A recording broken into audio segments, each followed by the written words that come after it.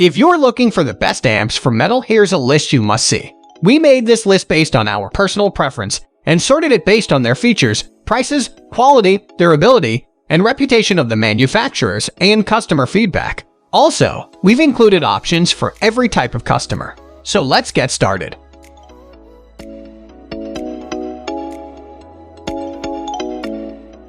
At the first position of our list, we have the PRS T15 Mark Tremonti. This Paul Reed Smith T15 Mark Tremonti is sure not to disappoint, as it has a 15/7-watt tube amplifier with a high-gain antenna, vivid and precise tones, and sound quality, plus versatility. You could even manage your performances and switch it from an extreme 15-watt to a doable 7-watt one. Its tones have a broad and extensive range. The PRS T15 Mark Tremonti's clear channel would be able to give you the clean and precise tones. In fact, these tones are the one which furnishes Tremonti's signature tone. The T15's clean channel illustrates this perfectly, with plenty of headroom to cater for any guitar, while pulling the channel mid-boost function adds a sweet vintage Fender overdrive with a medium-fast response that's great for country picking or blues. For its latest signature amp, PRS has thankfully stayed at the affordable end as they introduced its first all-steel lunchbox head in the shape of the T15, making it a perfect amp for people who are on a budget. Other than that, the metal amplifier's dimensions make it easy to bring and use wherever the place you wish to perform in. Overall, the build standard and features inspire confidence, and thanks to a pair of generously sized transformers, the T15 feels as solid as it looks, capable of handling anything constant gigging may throw at it.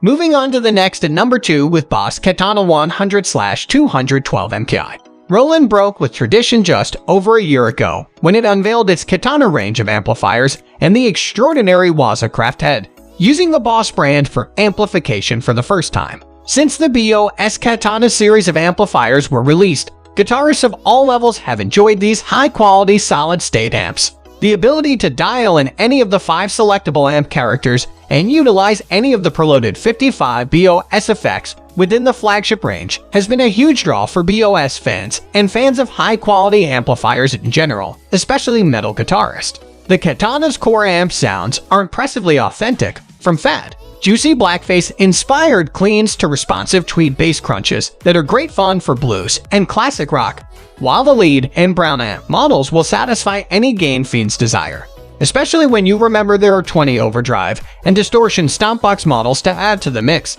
While the original Katana was impressive enough, this version 2 upgrade is up the ante, with more onboard patches, new effects, and useful functions like cabinet resonance/air options for the line-out. In many ways, the Katana has all it takes to be everyone's ideal modeling amp. It's simple to use with plenty of great sounds and a tempting price. Overall, I would say that this is the best combo amp for metal. The number 3 position is held by the Orange Micro Dark. Beyond any doubt, the Tiny Terror was a major boost to small lunchbox amp popularity, and today practically every manufacturer has one in its catalog. Now there's a new product from the legendary British manufacturer that threatens to do it all over again and create a new cult for even smaller amps. The controls of the Orange Micro Dark metal amp are easy to navigate around and configure.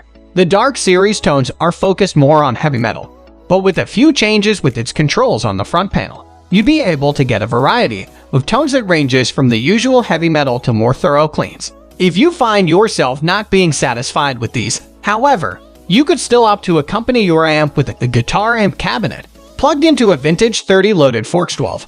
The first thing that the Micro Dark impresses me with is its volume. It is easily one of the biggest sounding 20-watt heads I've tasted in a long time, with an impressive dynamic range not far off a valve output stage. Despite the Micro Dark's diminutive appearance, it's capable of tone and volume out of all proportion to its size. At less than the cost of many high-end overdrive pedals, here's a proper amp that's small enough to live in any gig bag, yet powerful enough to handle almost any situation. Next at number 4 we have Roland Blues Cube. The long-running Cube series of amps has always represented great value. These amps are compact, portable, and the Roland badge means excellent quality and reliability. While Roland is one of the most popular solid-state amp brands, there's still a general opinion that even good solid-state amps never have quite the same feel and response as valves. However, the Blues Cube could change that. Great for metal in so many ways, the Blues Cube deserves a place on this list. Solid state has come a long way in the last decade, and when amps as good as this one come along, it's hard to deny the benefits. Portability, reliability, consistency, and affordability are a given, but a great tone is what counts. But this sounds and responds like a top boutique valve amp, with none of the valve drawbacks. The number 5 position is held by VHD Special 6-tube combo. Amp heads are usually something reserved for those who have bigger budgets at their disposal. Even so, that is more of a suggestion rather than a rule. VHD Special 6 is a perfect example of an awesome tube amp, of all things, that is pretty affordable. There are many reasons why this is the case, and we are going to go into several of them right now. VHD Special 6 might be a pretty cheap tube amp, but it is also one of the most versatile ones you can get in this price range. We are talking hand-wired circuitry with room for expansions, great tone, and a compact size. The number 6 position is dominated by Marshall DSL-40. It wasn't long ago that metal players had one serious choice when it came to an amp: Marshall. There's a good reason for that too. That Marshall were almost single-handedly shaped the sound of hard rock and metal throughout the 70s and 80s, and even today many guitarists will play nothing else. But there was also a time when you had to put a distortion pedal in front of your Marshall to get the high-gain sounds you needed for heavy music. Those days are long gone, and today the Marshall DSL series have the sound you need straight out of the box. It wasn't long ago that metal players basically had one serious choice when it came to an amp: Marshall. There's a good reason for that too. That Marshall were almost single-handedly shaped the sound of hard rock and metal throughout the 70s and 80s, and even today many guitarists will play nothing else.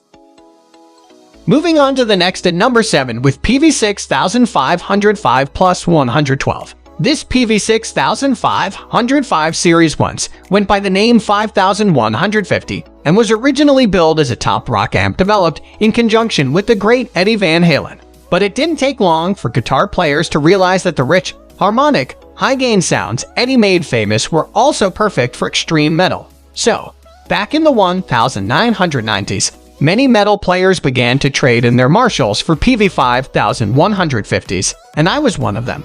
The 6505 plus 112 combo brings all of that extreme Peavey tone down to an affordable, portable package. The Peavey 6505 plus 112 combo gets my top spot when it comes to the best tube amp for metal, and has been my favorite for extreme music for a long time. This is my main guitar amp for metal today. If you play extreme metal, the 6505 plus 112 is your best bet. But even hard rock players will be impressed. Let's not forget where this amp gets its pedigree. Despite its ferocious reputation, it's actually a fairly flexible and versatile little tone machine. The number 8 position is held by Blackstar HD Club 40. Blackstar is another British company and a relative newcomer to the guitar amp world. I consider the HD Club 40 somewhat of a dark horse when it comes to metal amps, but I do think it is worth checking out. I was very impressed when I tried it. This is a very versatile amp with some warm, rich overdrive sounds. With the gain cranked, it has more than enough guts to get the job done for just about any subgenre of heavy metal. The HD Club 40 boasts EL34 power tubes and a distinctly British vibe. But thanks to the ISF control, you can also dial in some of those hot mid-range harmonics and thick crunch that are more indicative of an American high-gain amp. In some ways, it's the best of both worlds, and it is probably the most flexible amp in this review. If you also play a little rock and blues, you may appreciate the ability to switch between genres with a couple of turns of a knob. With 40 watts of power, it has more than enough oomph for most band situations. This is the sweet spot, where we can crank an amp up to rehearsal volume and get those tubes cooking. More powerful amps often need to be turned up to insane volume levels to get the same effect, which is why some guitarists use power attenuators. In my opinion, tube amps in the 40-60 watt range are just about perfect. There's a 3-band EQ, along with the aforementioned ISF control. The ISF knob intends to further shape your overall tonal signature, and it gives you a range from a more British sound to a more American sound. If you are having trouble deciding between the nasty growl of a Marshall and the barely controllable harmonics of the Peavey, this knob may be your decision maker. The controls you have at your disposal are gain, volume, EQ, and reverb, as well as a button for overdrive. It's all very tidy. The EQ isn't like a regular EQ though. It's Blackstar's trademark ISF control for deciding whether you want a UK sound or an American sound or a blend of both. This is not an amp that will intimidate. It only has a single 8-inch speaker, and with that in mind, this little combo certainly won't disappoint. In case the name didn't give it away, this little amp has been voiced and set up to play all of the metal.